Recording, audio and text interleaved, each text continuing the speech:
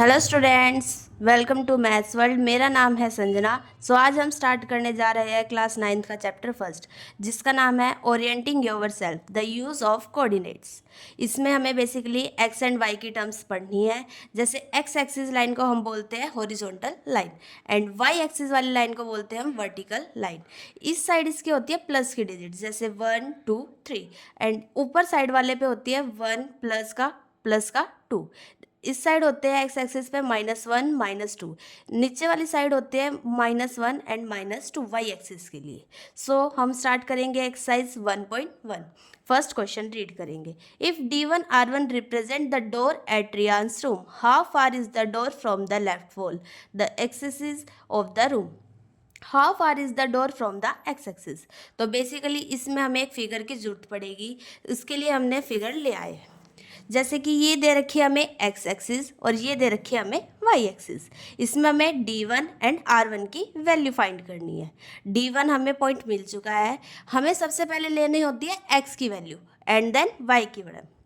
X की value देखेंगे हम, इसमें दे रखी है 8 एंड वाई की वैल्यू कुछ नहीं दे रखी, तो उसके लिए हम मान के चलते हैं 0।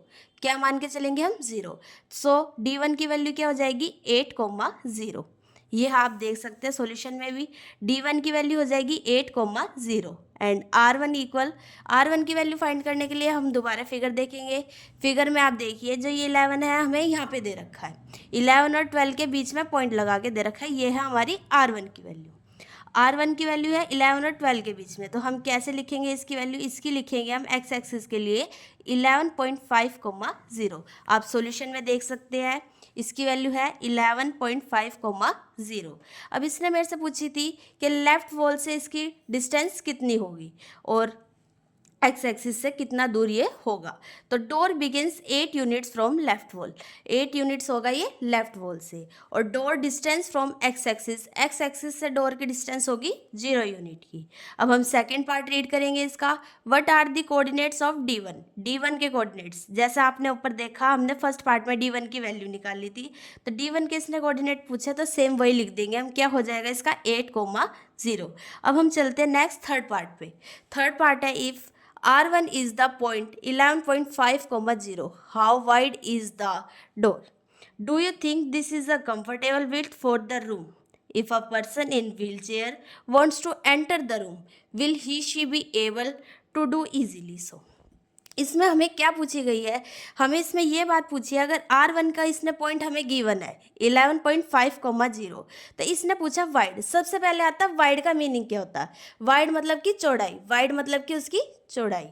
द डोर की चौड़ाई पूछी गई है।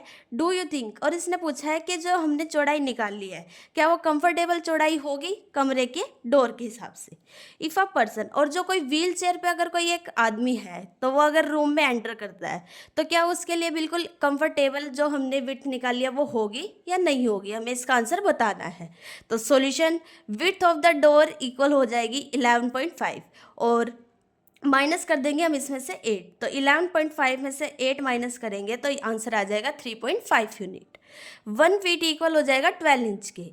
तो 3.5 फीट इक्वल 3.5 को हम 12 से मल्टीप्लाई कर देंगे, इक्वल आ जाएगा 42 इंचज़ का। जो ये हमारी 42 इंचज़ आई है, ये एकदम कंफर्टेबल आई है। 42 इंचज़ जो हमारी बिल्कुल कंफर्टेबल है। तो व्हील चेयर विड्थ जो है इक्वल है 32 इंचज़ के। जो व्हील चेयर की विड्थ मतलब जो चौड़ाई है व्हील चेयर की, वो होती है 32 इंचज़ की। हम बोल सकते हैं yes, door is a comfortable. जो डोर है, जो दरवाज़ा हमने बनाया है, वो एकदम कंफर्टेबल है। हु यूजिंग व्हील चेयर, जो व्हील चेयर यूज़ करते हैं उनके लिए एकदम कंफर्टेबल विड्थ है। अब हम नेक्स्ट मूव करेंगे। अब हम नेक्स्ट देखेंगे इसका फोर्थ पार्ट रीड करेंगे। इफ़ B इक्वल में 0,1.5 एंड B2 इक्वल में 0,4 represent the ends of the bathroom door. हमें बाथरूम डोर के रिप्रेजेंट एंड दिखाने हैं। Is the bathroom door narrow और वाइडर। नैरो मीन्स होता है पतला और वाइडर मीन्स होता है चौड़ाई उसकी। देन द रूम डोर, हमें ये बता रहा है जो हमने वॉशरूम का जो दरवाज़ा इसका निकाला है, क्या वो जो नैरो होएगा या फिर वाइडर होगा रूम के डोर से। तो B1 है 0,1.5 और B2 है 0,4।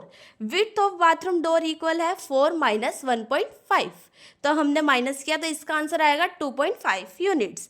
विड्थ ऑफ रूम डोर है इक्वल 3.5 यूनिट्स, तो हमें देखना है कि 3.5 यूनिट्स ग्रेटर है या फिर 2.5 यूनिट्स ग्रेटर है। हमें साफ साफ पता लग रहा है कि 3.5 यूनिट ग्रेटर देन 2.5 यूनिट। तो bathroom door is narrow than the room door. So आपको वीडियो अच्छी लगी हो तो लाइक शेयर एंड सब्सक्राइब।